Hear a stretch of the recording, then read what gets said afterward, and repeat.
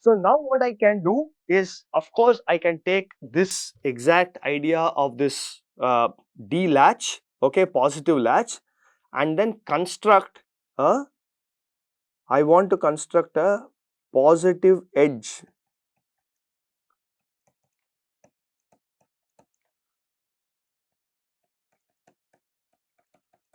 triggered flop using this tri-state inverter circuit that I showed you here. So,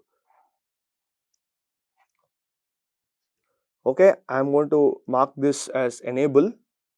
We'll pick the inputs to the enables later. Okay.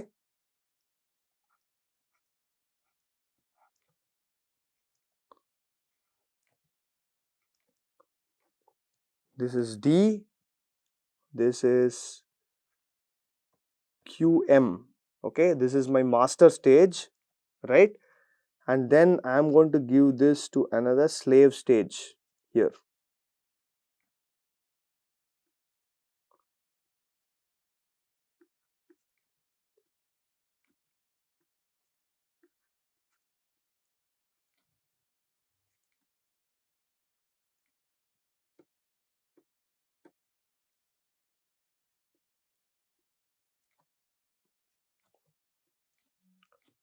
Okay, so I have the output Q here, and remember this is QM bar and this is Q bar.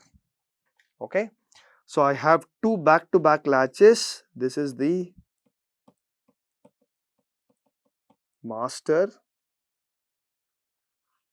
and this is the slave. Okay, now what I want to construct here is a positive edge triggered flip-flop, right? Now how do you get a positive edge triggered flip-flop? It means that the data has to get sampled on the rising edge of the flop, right? If the data has to get sampled on the rising edge of the flop, it means that the data should have entered the flop in the negative half cycle when clock is 0, right? Only then will the data even come into QM, and then when the clock goes high will the data appear at Q, right? And therefore what I need is I need a negative latch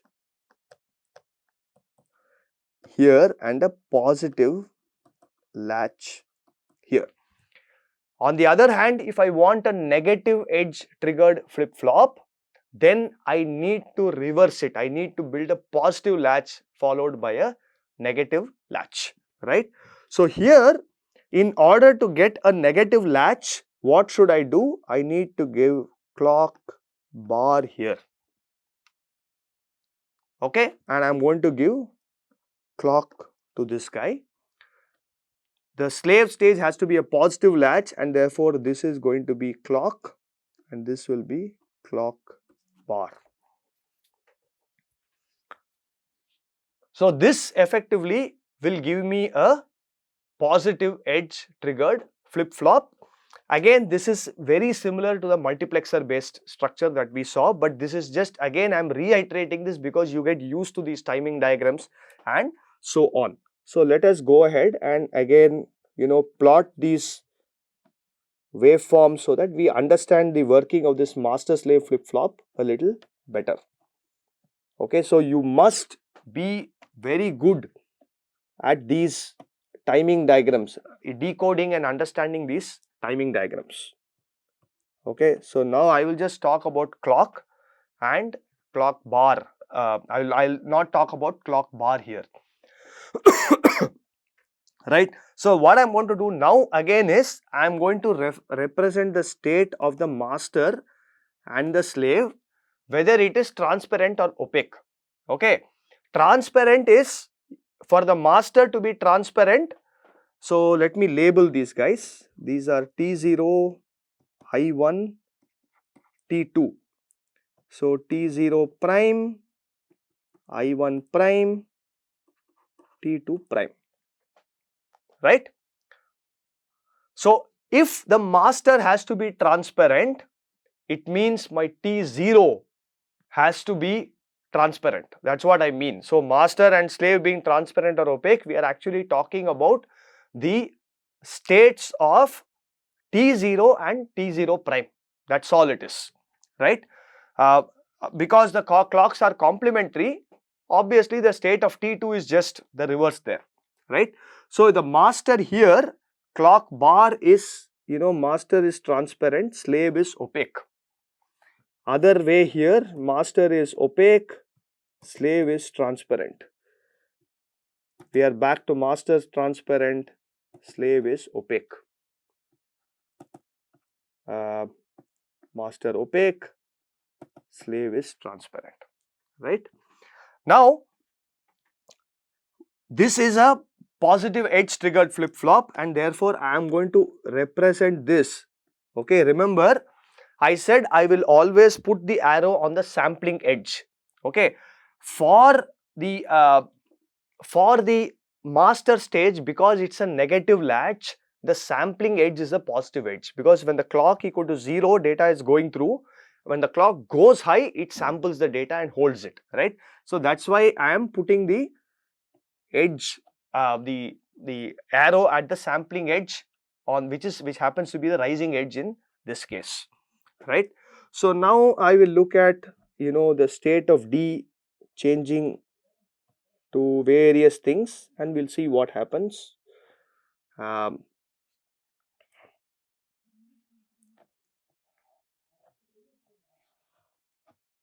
This is my D, and this is my, I have to look at QM, I also have to look at Q. Okay, I am not going to look at QM bar or Q bar, right, for the same reason that I mentioned earlier. So, let me indicate these things here. Okay, so when clock equal to 0, the master is transparent, right, and therefore, and the slave is opaque.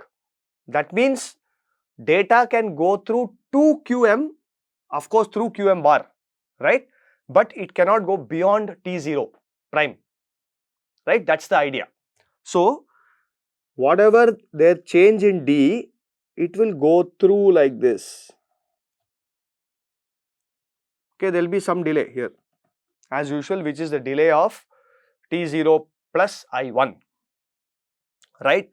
And we are then going to look at what happens when the clock goes high, right? So when the clock goes high, the master stage, which is a negative latch, is going to go into opaque mode. That is, it is going to hold the data in that loop of I1 and T2, right? And therefore, whatever was sampled here will get held until the clock goes high again. That is very important. So I can only draw up to this point.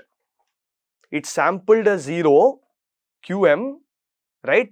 Data D changed from 1 to 0. That change went through to QM, and that data was simply held until the clock goes low again, right? Now what is going to happen to Q is what we have to see, right? Q is the output of the slave stage, and the slave was essentially in the opaque mode when the clock was 0. So only when the clock goes high will the data from QM go through to Q.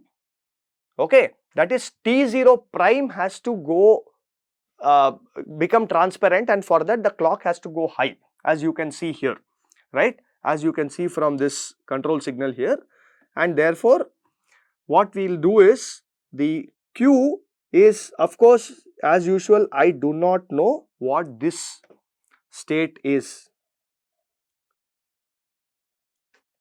because I do not know what the sampled state was earlier, right? So QM is now going to, after the clock goes high, will go out to Q with a certain delay.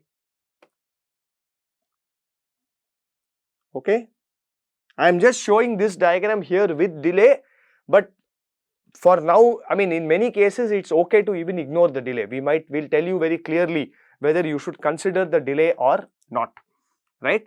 So after the clock edge, after some delay, the Q is going to go, is going to go low. Now, so let us maybe indicate what these two delay numbers are. I have two delays that I have spoken about, right? The other delay is this delay. So this is the delay here, right? What is this delay? It is the delay of T0 plus delay of I1, delay of I1. That is the delay of this particular path. D has to go to QM, right? On the other hand, when the clock has gone high, QM has settled to its value. So QM is already ready with its value. The moment T0 prime turns on, it will shoot through to Q, right?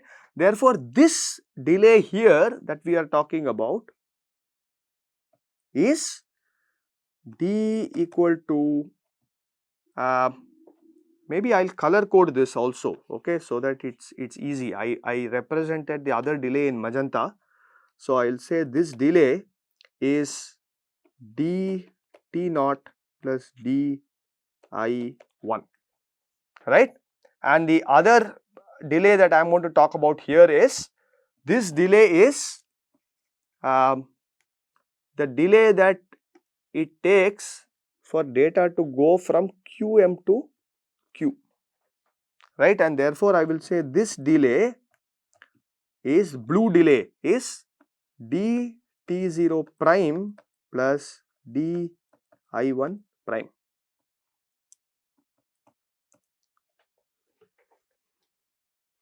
Is that clear? And now what happens? We are going to proceed to the next half cycle where the clock goes low again. Okay, clock is going to go low again, and when the clock goes low, the master again becomes transparent, the slave becomes opaque. Okay, so what does the slave becoming opaque mean? Whatever is at QM is going to be held by the slave stage, because that Q bar loop will turn on through T2 prime, and that data will simply be held until the next clock cycle. So I can safely extend this till the next half cycle, because slave has become opaque, right? It doesn't matter what happens to QM in that half cycle when clock equal to 0. That's why I'm able to extend this straight away, right?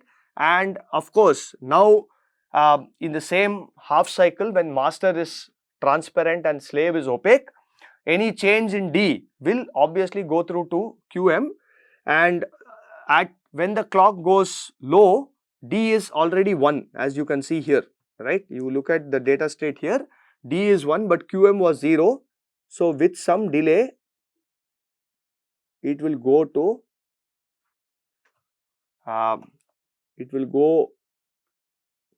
and then it will follow D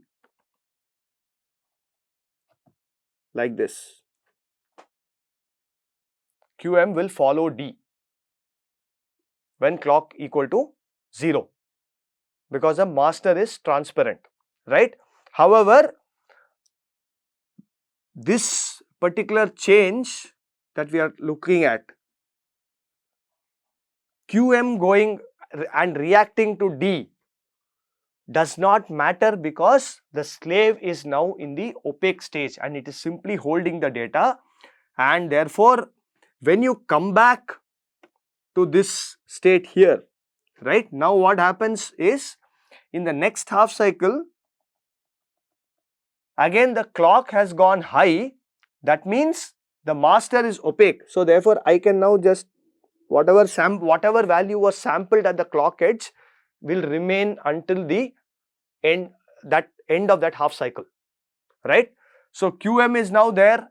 Now Q is going to react to whatever it is seen on QM, because the slave has become transparent in the next half cycle, and therefore Of course, what has happened is Qm went to 1, came back to 0 and all that, but that change is, the Q remains oblivious to that, and therefore Q just continues to be in this particular state, right?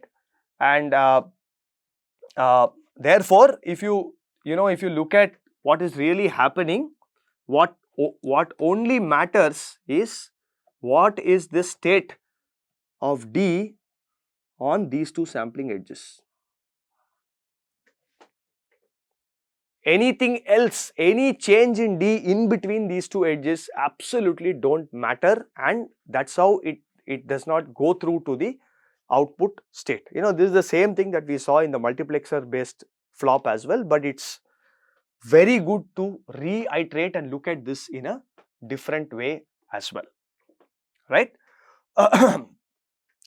So with that, what we have done is we have just looked at various interesting structures of flops that we can build just with the inverter, right? We are only talking about the inverter here. We are not talking about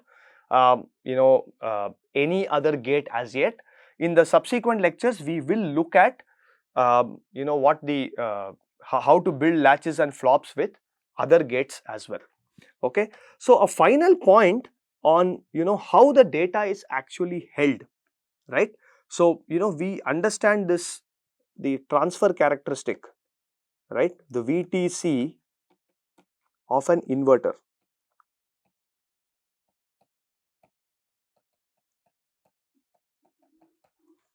Okay, and if you look at this transfer characteristic, either the tri-state inverter based thing or the multiplexer based thing, ultimately data is being held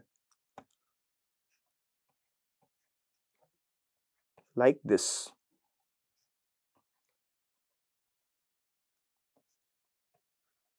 Right, of course this is the clock, right, either clock or clock bar or whatever it is, right. So in general I'll just call it enable. So if this enable is high, then the two inverters sort of I1 and T2 act, and therefore you get a state that can be held. Okay, and if this is input is 0 here, then this will be logic 1. On the other hand, if this is logic 1, this will be logic 0. So how is this actually possible? So for that we can go back and look at this voltage transfer characteristic of this inverter. So let me call this as V in and this as V out for I1. Okay, I will plot V out versus V in. Okay, so if you look at this, if you remember the experiment and the theory that we studied,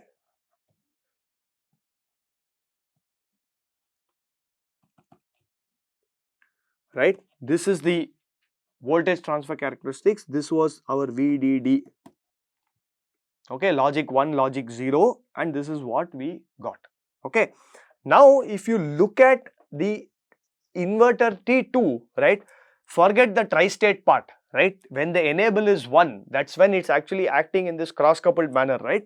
So if I just look at replace T2 by another inverter like this, okay, I'm going to just replace this like this, it's equivalent, right. V out is the input to this inverter, V out is the input to this inverter and V in is actually the output, right. So all I have to do is I have to now look at if my V out goes from 0 to VDD, okay, because V out is the inverter to T2, sorry, V out is the input to T2, right. So if V out is 0, right, or maybe I should not be calling it V in and V out, I will just call it V1 and V2. Okay, it makes the whole thing much easier. This input output is very confusing. So I will call this V2 versus V1. Okay, when V1 goes from 0 to VDD, V2 goes from VDD to 0 in this manner based on the transfer characteristics. Now V2 is the input to T2, and V1 is its output. So I am going to now consider this as my input. So if V2 happens to be 0, then the output of T2, right? Of course, by the way, I am now breaking this. Okay, I am now breaking this loop here, and I am going to just consider these two inputs, these inverters separately. Okay, I am saying V1, V2, V1, V2. It's just that I am forcing this input output combination to be true by superposing these two curves here. Okay, so if V2 is 0, then V1 has to be if V2 is 0, V1 has to be VDD. So the curve will start here. Curve will start here like this. As I increase, it will drop and come down like this, right? So if I look at the stable points, right, the stable points of operation for this particular cross-coupled inverter, I have two stable points here. One is V2 comma V1 is 0 comma VDD, right? The other state is VDD comma 0, right? There is also a third stage. Now you have to see, I am looking at the intersection of these two things, right? Where are these two curves intersecting? Those are the points at which the system can actually satisfy this constraint of this cross-coupled inverter. So this one is near the trip point, Vm comma Vm. Okay, so if you crudely, if you remember, if the input to an inverter was VDD by 2, the output will also be VDD by 2 if the trip point is VDD by 2. So if V1 equal to VDD by 2, V2 can also be VDD by 2, and V2 is now the input to T2, which is again VDD by 2, and therefore that particular value is also a valid state of this circuit. Okay. However, what happens is Vm comma Vm is a very unstable state, right? Ultimately, even in the initial lectures, you remember when we discussed noise margin, digital circuits are always subject to noise, okay? And therefore, it's not about V1 and V2 being exactly equal to Vm. Suppose I have a small delta noise here, then immediately my V1 plus delta will actually cause my V2 to fall. And if V2 falls, then through T2, V1 will rise. V1 rises, V2 falls further. This positive feedback will effectively take it to the stable states of 0 comma VDD or VDD comma 0. And therefore, that is how this cross-coupled inverter is able to maintain its state at 0 comma 1, 1 comma 0 perfectly, right? Of course, it will hold its state as long as the power supply is on, right? VDD has to be available. Once you turn off the power supply, the entire state of this cross-coupled inverter is lost and it has no meaning there. Okay. So with that, I will stop for this week, and in the next week, we will look at alternate constructions of these latches and flops using other gates. Thank you.